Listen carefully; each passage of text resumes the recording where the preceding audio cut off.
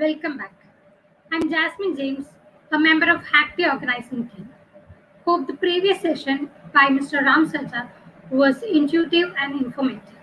We have more in store for you. Hackpea is the platform where programmers, designers, and inventors collaborate to design, code, and build innovative solutions for future policing by providing pertinent solutions to present day policing problems. Due to the pandemic, in the last few months, there has been a shift in the attitude of organizations. The new normal has paved the way for new threat vectors, making the role of cybersecurity leaders even more difficult. It has created a new paradigm for the future cybersecurity workforce. Today we have with us Mr. Akash Agarwal, Regional Director, India, Mid East, Africa for EC Council, who is our knowledge partner. Mr. Akash is responsible for managing growth of EC Council businesses in these three regions and e-learning business globally.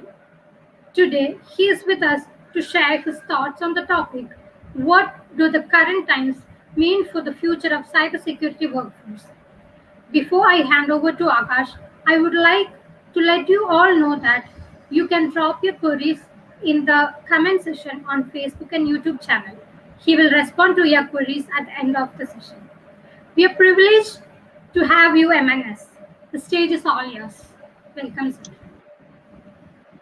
Thank you very much. And thank you, Jasmine. Such a pleasure and honor to be here. And I wish each one of us a very, very happy 74th Independence Day. Thank you for having me here. My name is Akash Agarwal. And before I start, I would like to thank the organizer of this awesome event, Hack KP, organized by none other than the most progressive police organization around the world, Kerala Police Cyberdome.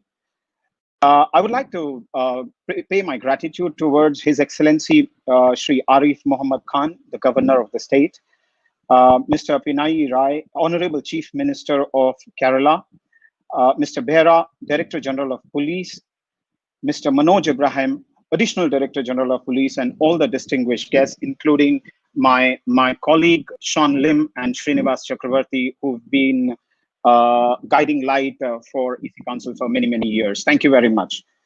I'm here to talk about I'll just share my screen and let me know the moment you see my screen.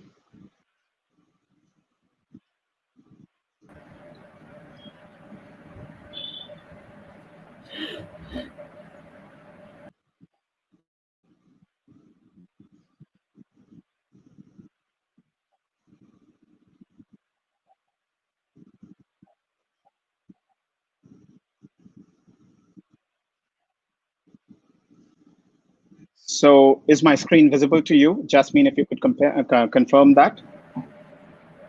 Yes. All right. And the screen should read, what do the current times mean for future cybersecurity workforce? Am I right? No, we cannot see your screen now. Well, give me 30 seconds. I'll get it done. Yeah, sure. It's not visible.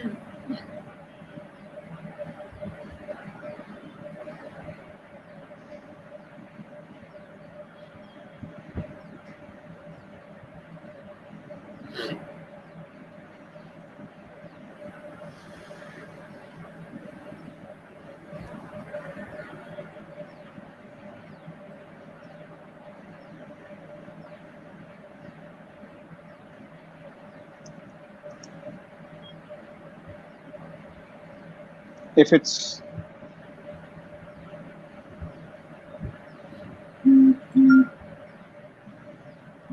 so it's saying I have to quit this and then it'll share, but never mind, I'll speak nevertheless. I think I'll be able to make my point. Will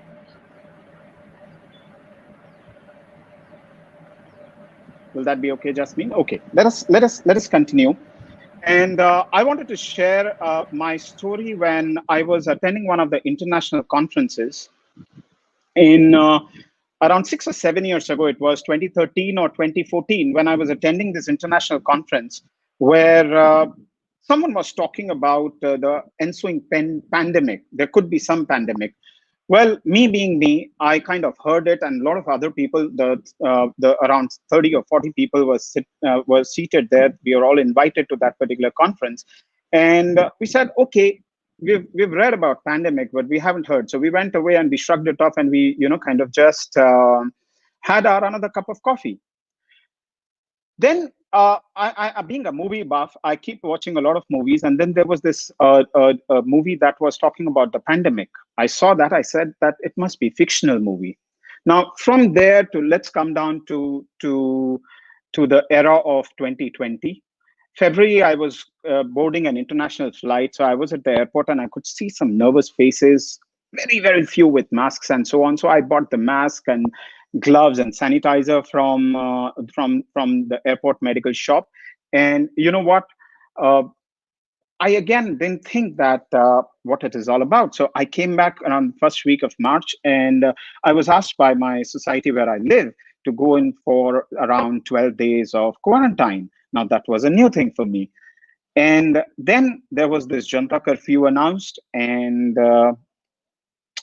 then there was this lockdown announced. So these things were happening. I thought that, okay, lockdown, fair enough. Another kind of holidays, like a lot of my colleagues and friends, we were thinking about that, okay, a good chance to be at home. I thought it'll be over by, say, another 15 days or maybe 3 weeks or something like that. Guys, we all know, we have all gone through this. And we've just crossed the 5th month of our lockdown. We've not been able to go out as freely as we would like to, or we were doing earlier. So what is in it? What is there in it? I've traveled from Hyderabad. I've traveled from Hyderabad to Delhi, to my hometown, back to Hyderabad, and so on. So I've been trying for certain exigencies of mine which I had to attend. So I have been, kind of going around these places. Now there is some story behind this which I'm going to share with you, and but before that, I must tell you that currently I live with, and this is a part of my story. I live with my father, my son, and my wife, who are all having their own vocations and occupations to work with. And one is a doctor, so he visits hospitals, etc. The other one is a businesswoman. The third one is studying medicine. So overall, you see, one is getting schooled online, the other one is working online, and the third one is attending to the patients. So, well, do we think that maybe 2 months, 3 months, when the vaccine is there, are we going to get back to the normal? To the normal means the 2019, 2018 as we used to live earlier? Or is there being a new normal? Everyone is talking about a new normal. What if there is another pandemic? What if now this is the time, we need to come out of that denial when we used to think, no, nothing's going to happen. What is pandemic? Nothing is going to happen like that. So let us first understand the situation where we are. The situation today, when we see, is what is this new normal we are talking about? We are in a state of lockdown. We are in a state where there is a social distancing we have to maintain. There's a situation where we know now. Earlier we were thinking that, okay, we put on a lockdown, we 3 weeks, 6 weeks down the line, we'll be coming back to normal, and we shut down our factories, we shut down our trains, airplanes, etc. But the new normal says, or whatever normal today it is, says that the show must go on. The companies must work for the economy to survive, for the people to survive, for people to have their jobs, pay their bills, eat food, have shelter, and so on. So all these things are required right now. So, but there are problems. The problem is we are dependent on a whole lot of things. When we are talking about, say, for example, the shipment coming in from the ports, from, say, shipping ports or the airports, or are lying in the warehouse, those things are getting delayed at your end. So overall, because of these delays, because of we not being able to function normally the way we are used to function, there's a lot of frustration in us. Wait, stay tuned. you'll you'll see the real frustration coming up specifically for those who are in cybersecurity, for those who are in IT. For you, will 2021 will be like the old days? I don't think so, because those are the days when you used to work in office. Social distancing in some of the functions, specifically for those workers working in factories, etc. Some functions did not require social distancing to be there. Imagine an operation theater where there is a lot of doctors and nurses and support staff, paramedics who are there, who cannot maintain that social distancing. So occupations and the functions themselves are facing some issues. So the work, your family, your education is all going to be different. Well, by now, most of you would have realized it's not easy to work from home. Now let's take an example of my friends in IT. In good old days, I used to, kind of just raise a ticket of a ticket for a repair on my computer or a software patch, if I thought that, or a new software download that I wanted to have. And then the IT guy used to walk in, and I used to just, kind of sip another cup of coffee, and the guy did something in this laptop, and boom, things are up. But now what? I'm sitting at home. I have to log in. IT guy will log in remotely. I need to know what he's doing. So I need to assist him. I'm a normal IT user. Imagine for that Joe who's out there, who's working on a laptop, doesn't know much about all the things related to IT. What happens to him? For him, work from home. And imagine the plight of that IT guy who has to deal with you, who doesn't know any IT for that matter. So things like these are happening. So the boundaries of BYOD, that's another scare that is staring at us. Bring your own device. Earlier there were clear policies like which device is your own device, what are the protocols that are to be followed while you have your own device, versus now the lines, the boundaries are blurred. The boundaries are blurred because not just because you may be using your own device for the corporate requirement because shipment is held up. It might be difficult for a corporate to supply you the network, supply you the equipment, so you're using your own. Sometimes your laptop doesn't work, so you use your wife's laptop or your someone else's laptop. The protocols are being different. So cyber workforce that's going to come will require all these things to be revised. They'll have to devise new policies. They'll have to study new policies. And guess what?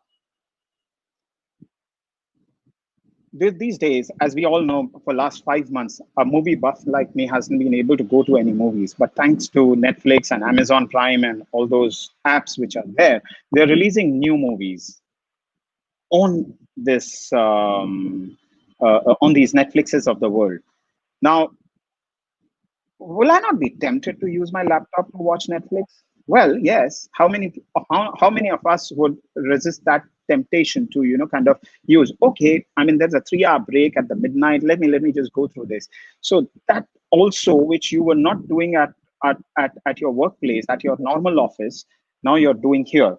So there were things like sandboxing and inspection of data files that used to happen earlier before it was released to your client.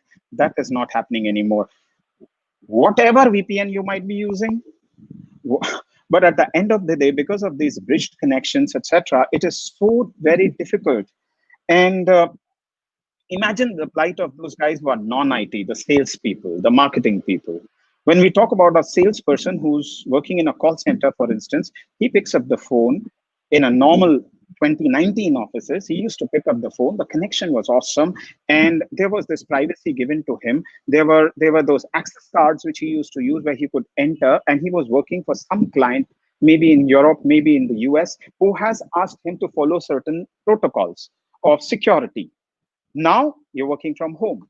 Your family members are there. As I told you, my family members, my father, my son, my wife, all of them have their occupations, but there could be small kids also. My son is a college going student, but there would be kids of say 10 years, 12 years, or maybe they will be grown ups. You would have your parents, etc.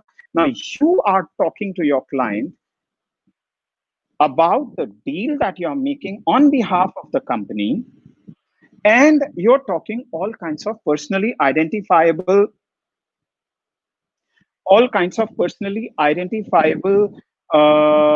information, PII information as we call it, or the payment related PCI information.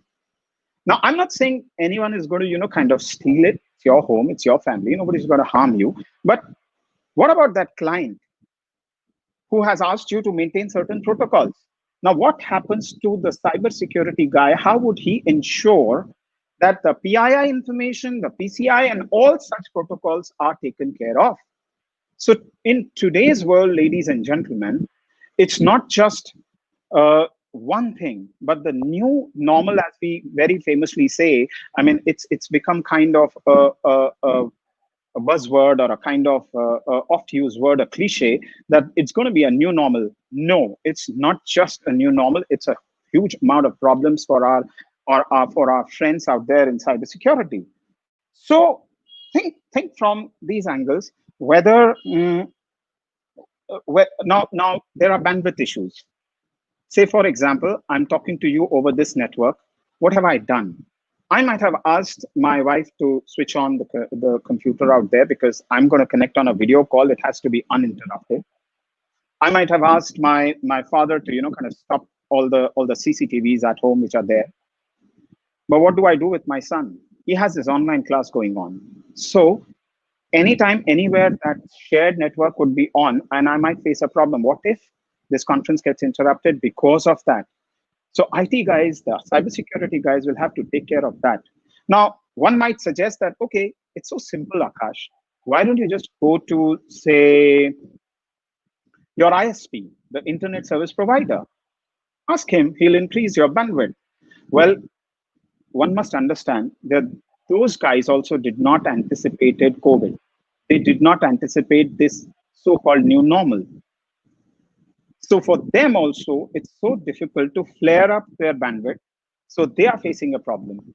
How many of you are working from your hometowns where you don't have an internet fiber at home? And when you don't have an internet fiber, you know how difficult it is. Imagine your professors, your bosses, your colleagues talking to you. I can't hear you. Can you repeat it? And so on and so forth. It keeps going on all the time. So cybersecurity force, the new workforce has to take care of all such things which are there. And this is not going to end even after COVID, ladies and gentlemen, is what my personal prediction is. You know why? Because as naive I was in 2013 to ignore those signals when people were talking about pandemics, we cannot be naive anymore. We got to be prepared. Our ISPs have to step up. Our cybersecurity workforce, the think tank, has to step up. I'm going to talk about how HackKP has been helping in this during the later part of this presentation, and why it is important to have organizations like Kerala Police Cyberdome that organizes this. Now, what has happened? I have a data from one of the data providers, renowned data providers, that's available on the internet. It says that more than 100,000 spam messages which were specifically related to COVID-19 were floated in Q1, January, February, and March alone. There were 737 detected malware related to COVID-19 alone.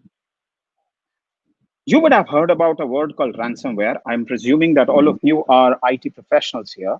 So when you get a message, click here, you'll get $100,000 in return. You click there, or your boss sends you a message on your mobile phone, or maybe on your email, and you click it because it's coming from your boss. But you didn't know that someone else is impersonating him.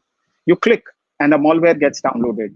There were 737 unique malware related only to COVID in Q1 alone.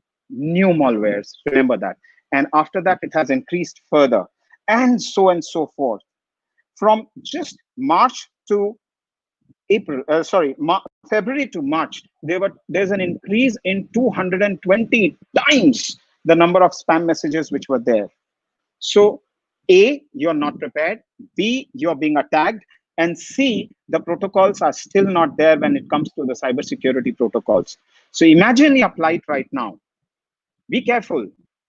It's not just the cybersecurity folks, and we are going to talk about this soon, pretty soon here on this talk. So we are not prepared right now because we don't know as a naive user. We don't, our cyber workforce is not completely prepared with the updated policy statements, well, most of it.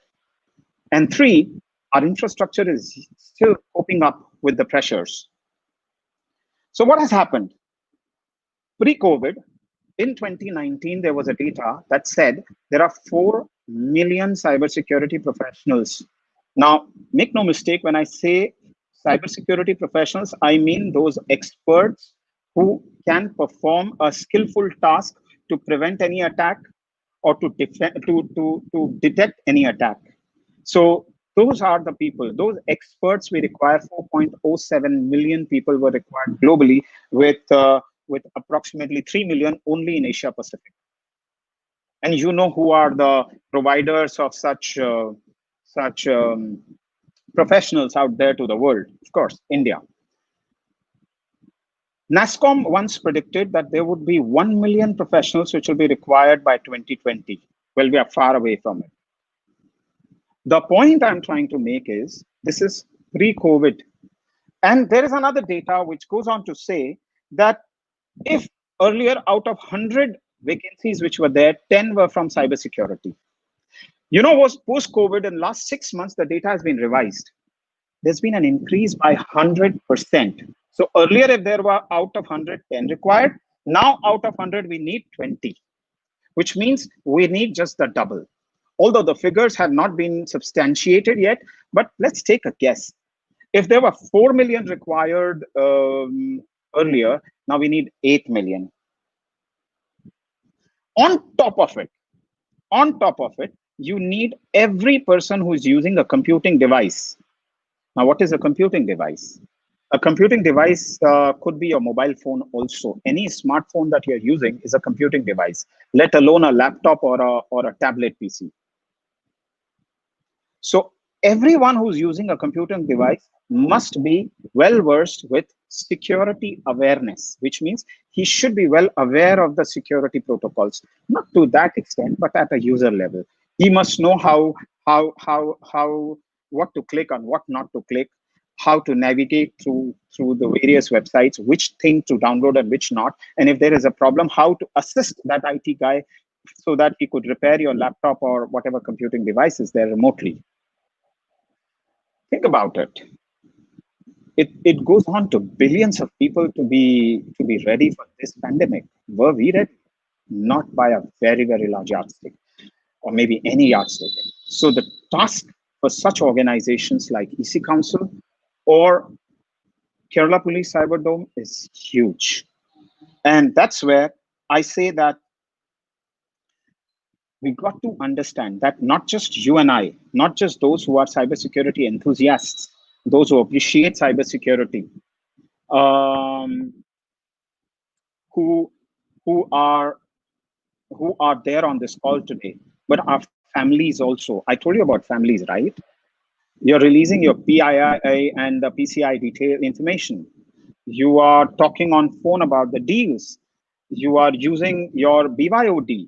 Sometimes you are using your corporate as your own devices as your own. So your family members also, they're using the same bandwidth that you're using, same internet connection that you're using. So all those things. So add your family members also to the force that has to come into the cybersecurity force. So in all, can I generalize if you allow me to? Everyone has to be a cyber workforce today, or say tomorrow, sooner than later. Then it's easier said than done. I have been working in the cybersecurity world for last 8 years out of my 25 years. I've been in IT since beginning, but 8 years has been into building up capacity, creating footprints, and ensuring that there is enough awareness. So when I joined EC Council, it was exactly 8 years ago. In fact, I joined in September 2012. And when I was being inducted by Sean and the entire workforce that we have here in in EC Council, one thing I learned that cybersecurity is something that was very, very fascinated to. Now, when I had that all that was required to perform my duties in EC Council, I went out and I met the stakeholders like academicians, I met the corporate world, I met the government, and so on. I saw that cybersecurity is still a buzzword, and I've traveled all these years in time. And so far, we've been able to build a capacity to train approximately 350,000 people in a year. Now, these statistics are important. You'll learn very fast, very soon, why I'm saying this. So we've been able to build a capacity to train 350,000 people in a in-person instructor-led mode in the classrooms, I mean. Well, 350,000 is not enough because we anyways require more than a million. Now, what to do? So EC Council went into launching e-learning in India. Now, with e-learning, what happened? There was almost an unlimited amount of seats which were available.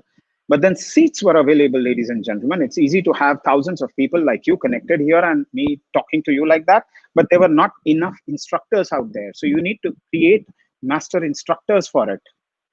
What does it mean? That if you've got 350 out there, you had worked a lot to ensure that there are enough qualified instructors to teach cybersecurity. Now you've created a capacity to teach millions. So you need a proportionate number of instructors also. Whether it was working on our online cyber range or doing those online classes, etc., so we took that Herculean task. Now, this pandemic has put us in a spot again. The requirements have not just doubled, it has increased multifold. Because make no mistake, to create one cybersecurity expert, you have to train, and this is an empirical data, we have to train at least 4, sometimes 5 of them. And out of them comes one solid cybersecurity expert. So if we are staring at an estimated, my guess, 8 million requirement from here, we've got to train, you know how many? 40 million people you've got to train. So the workforce, which is required, I told you, now to create that workforce is another kind of a task that we are facing right now. And these experts are required in some of the fields that you would know. And this hackathon has been very productive, I would say, and very inspiring in ensuring that millions of us, they understand that if Kerala Police, a police organization, can think about creating awareness, inspiring people, the youngsters especially, to this field, we must all carry that mantle to create the vulnerability assessment experts, the network security experts, the security engineers, and so on and so forth. With this, ladies and gentlemen, I want all of us to clap and applaud for this wonderful organization, Kerala Police Cyber Dome, and congratulate them and thank them for taking this step forward. Please understand, as Sean said in his speech, there are several organizations in the world. When they hit this pandemic, they didn't do their conferences. And when Kerala Police is doing this online, I know personally, leading the e-learning team around the world for EC Council, I can tell you how difficult it is to organize an event like this. My congratulations to Mr. Ibrahim for pulling out such a wonderful, wonderful event, and a big thank you, sir. It's super inspiring for us. Thank you very much. And although I couldn't share my presentation, but I believe that that would have given you a message as to what kind of cybersecurity workforce we need now, not even in future. Thank you very much, John. Thank you very much. Go ahead, please. Yeah, thanks, Akash, for the wonderful session. Next we can move to the Q&A session. Okay. Akash, by considering the current situation, as you said, like most of the people are migrating to cyberspace. So most of the companies are accelerated their digital transformation. At the same time, there would be high demand of the cybersecurity professionals. Correct. So we would like to hear from you that, for example, if the person is not being a part of a cybersecurity community, but he has to he has to upskill his competency and to be a part of the cybersecurity community, because we need a lot of people who having the right competency and who have the right skill set to tackle the future challenges. So what would be your recommendation? Well, my recommendation is to become cybersecurity aware, but let me tell Yes. you how. Yeah. That's the first step, because now, as I said, that we should not be naive enough to ignore this, because it's a reality now. So wherever you find someone who doesn't know about cybersecurity, get him onboarded on cybersecurity. Now, how do we do it? So when the organizers of this Hack KP approached my colleague and director of India Business for EC Council, Srinivas Chakravarti, um, we shared some notes among us, and I'm going to share with you what we shared. So what we are doing here is, and a lot of organization like us can do. So we are building up a community of those cybersecurity experts, so that we could kind of go out there in public, and we'll share those community details with you, so that we can go out there in the public and can invite them to be a part of this workforce, whether you're just going to be a user of the IT, or you're going to be a kind of developer in IT, or keeping the maintenance of the IT. So that's first step. Second, what is important is, whoever is in IT today and consider himself or herself as an expert, one must get into becoming an instructor for IT, because instructor for cybersecurity. And as said, Srinivas has launched a massive program for creating such instructors, so that we have enough master instructors who can go out and teach people. That's the second thing that we must do immediately. The third, and by any standards is no less than the first two, is having the right kind of content. I told you during my speech here that the protocols are changing, the policies are changing because of the new so-called new normal. So we need to have the right kind of content in there. Fourth, we need to have the right kind of assessment for these people. Now imagine, when I did my engineering way back in '94, mechanical engineering, when I passed out of, was I skilled? So those days, I was considered to be skilled, and my first job that I got in was into a steel making factory. So, I was using my skills there. So we need to assess the competency of those who are studying cybersecurity in the right way. So are there enough assessment tools and the right kind of assessment tools available for the general public? Now imagine at home, if my father is using a mobile phone, is he using it securely, is very important. So it's my duty, kind of to subject him to a cybersecurity class for that matter. So there are things like this. We all must, each one of us on this call today and beyond it, has a duty of educating people like that. I hope that answers your question. Yeah, sure. That means the security is everyone's responsibility. Yeah. So there is shall I another read what question is from written on the Adira. screen? Yeah, I'll read to you. Sure. There is one question from Adira. It's about, while corporates give cybersecurity awareness session to their employees, common people fall prey to minor or major cyber attacks. How do you think can we scale up the awareness rendering to the people? Like like in the past, like many organizations had undergone certain cyber attacks, especially the social engineering attacks or phishing attacks, because the primary factor behind the social engineering attacks would be the awareness, right? So how we can scale up this? Very, very nice and a very pertinent question. One thing that this COVID has taught me is that there are a lot of increase in phishing attacks. And I hope you people know here what is a phishing, phishing, in phishing attacks, wherein you get that email where you click on a link and the malware gets downloaded and your computer gets logged with a ransomware. That malware is a ransomware that, and to release that, there are those so-called kidnappers virtual kidnappers who would kind of ask you to some money to open it, and so on and so forth. So such incidents have increased. So the only thing that you can prevent, and that social engineering is one of the most prevalent ways of doing it. So the thing that we need to do is to ensure that we are well aware of it. Now, to be aware, it is important that you are a part of one of these groups, maybe something that you have created here, or several groups. So at EC Council, what we do with our social or cybersecurity awareness team, what we do is we run a series of webinars and panel discussions and do a lot of conferences just to ensure that people can do it every week. We do it out there. So the point I'm making is that you must believe in or you must not believe in everyone who's out there. Maybe you go to YouTube and you'll find all kinds of awareness programs, so don't fall for it.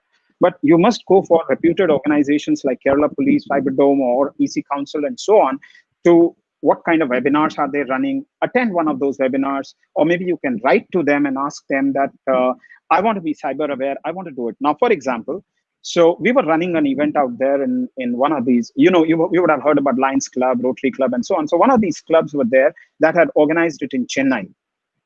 And there were like 300 people who were attending this conference, where they had invited their family member also, and this was kind of pre-COVID.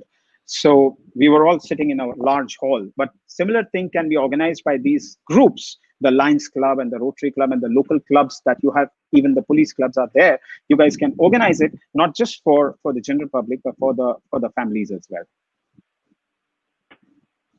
Yeah, thanks, Akash.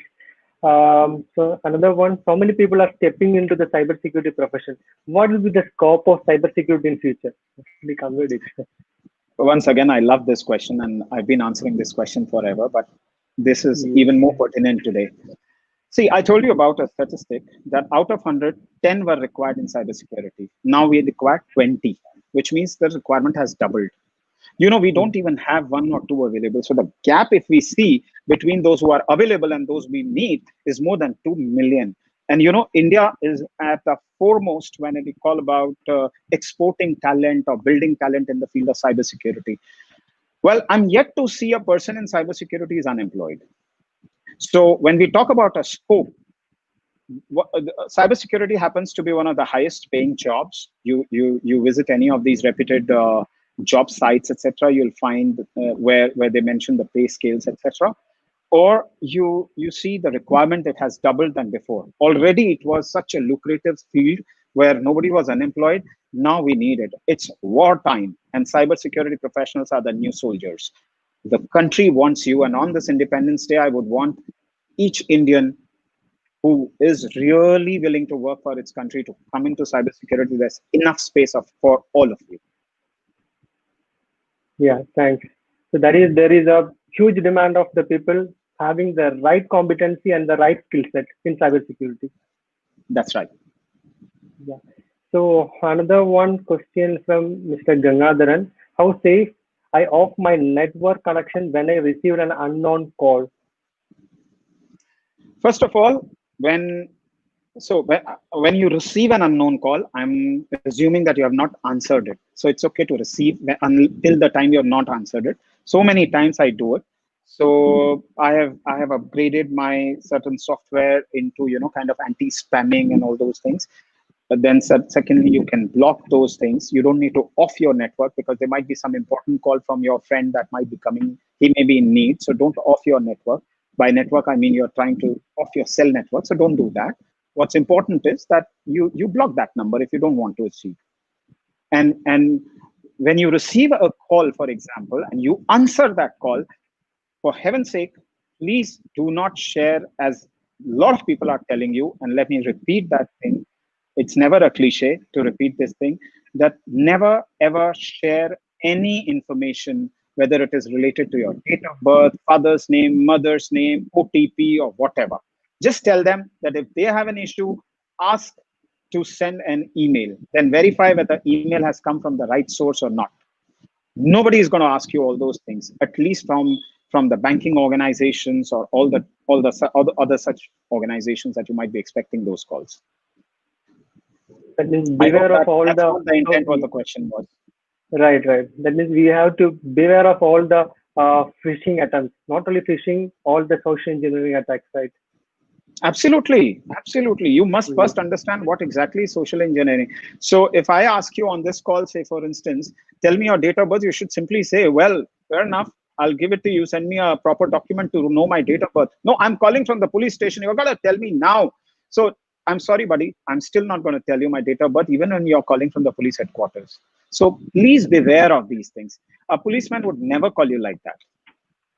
Right, that's true. Because the attackers are always trying to exploit the panic situation, right? They're creating a Not just that, panic use emotions and all sorts of things. using. Social engineering. You come to one of my webinars, I'll show you how the social engineering is done. I mean, we give live demos of that. So come to one of the webinars. Sure, sure, yeah. Another one question from Gilson is how to start with cybersecurity career. Well, if you're not in IT, first of all, start studying computers. Secondly, there are several programs that are available, and EC Council programs are considered to be one of the foremost. Visit our website, and you would come to know about where to start and how to start and what to become. You must first understand this, that while you are embarking on a career in cybersecurity, you must know what exactly do you want to become. And there are very specific paths that you can take. Say, for instance, if I want to become a medic or study medicine or do an MBBS or become a doctor, for example, so there is a clear-cut path. I pass 10th, I go into biology, then I pass my NEET exam, and then I go into studying MBBS, and then I go in for PG and so on. So there is a clear-cut track or a path which is there. Cybersecurity is exactly like that. You cannot learn cybersecurity in 10 days, 30 days. You've got to learn the entire path to be able to function in a large organization in a critical role in cybersecurity. That's one. You've got to have a lot of practice. It's an applied science. It's like performing a surgery. It's like swimming. So it's applied science. So you need to understand there's a lot of practice involved in it. So don't fall for all those, places where you find I go to YouTube or any such general website and I can learn it from there. Not possible. Yeah, so another one question, is there any, I think it's any scholarship programs by EC Council for students? So I am age Yes. 20, working as a chief trainer in a startup, and I am unable to get EC Council certification due to the financial issues. Yes, just so that since this question is there, we just concluded a global scholarship for our program, one of our programs, and that was taken by hundreds of thousands of people. Unfortunately, we could award it only to a few on the basis of merit. So yes, there are scholarship programs that keep coming in, and they are available all the time.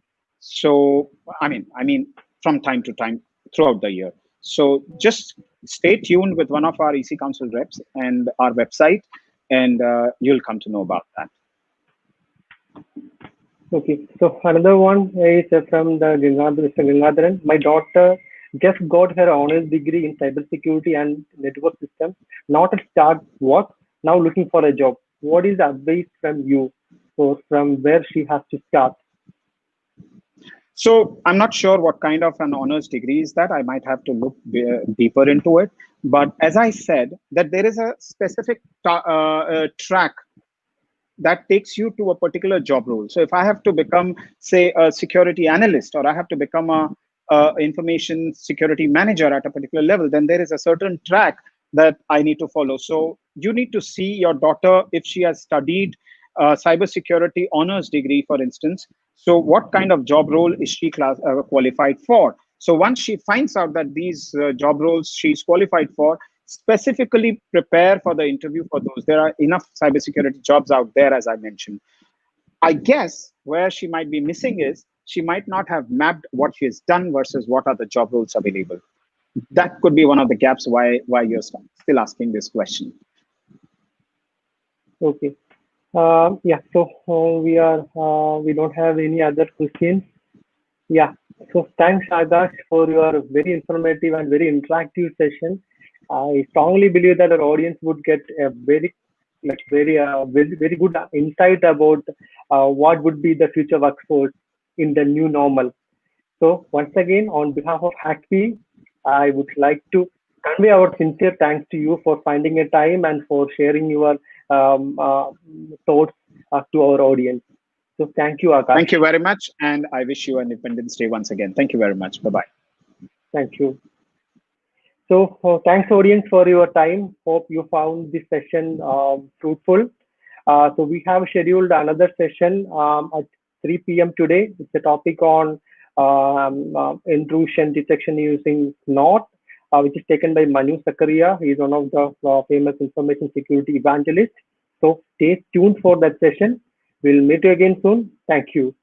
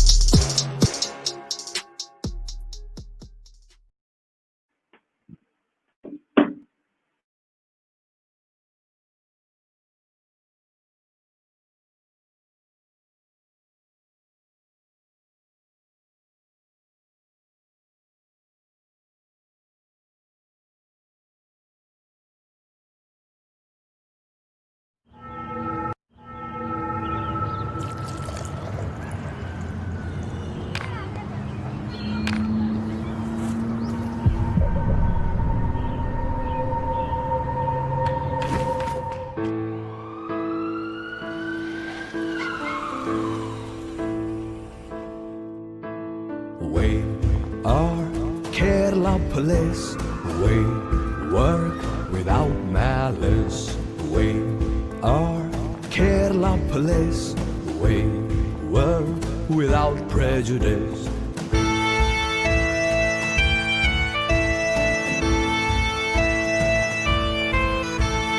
Janamaitri is the goal. Righteousness our soul.